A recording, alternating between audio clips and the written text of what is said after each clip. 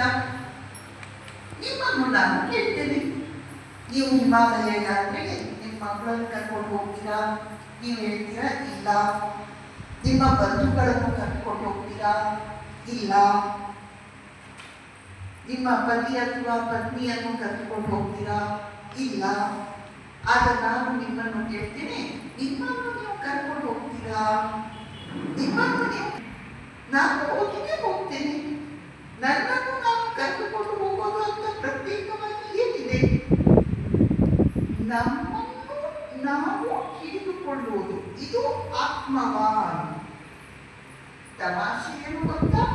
ಜಗತ್ತಿನ ಸಂತೆಯಲ್ಲಿ ಸಿಕ್ಕಿ ಹಾಕಿಕೊಂಡು ನಾವು ನಮ್ಮನ್ನು ನಾವು ಮರೆತಿದ್ದೇವೆ.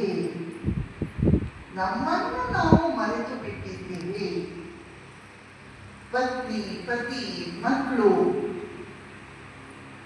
ಬ್ಯಾಂಕ್ ಬ್ಯಾಲೆನ್ಸ್, ಆಸ್ತಿ ಪಾಸ್ತಿ, ಎಲ್ಲಕ್ಕಿಂತ ಹೆಚ್ಚಾಗಿ ಮೊಬೈಲ್. ಇವುಗಳಲ್ಲಿ ನಾವು ಎಷ್ಟು ಮಗ್ನರಾಗಿ ಬಿಟ್ಟಿದ್ದೇವೆಂದ್ರೆ ನಮ್ಮನ್ನು ನಾವು ಇವತ್ತು ಮರೆತಿದ್ದೇವೆ. ಇದು ನಾವು ಮಾಡಿದ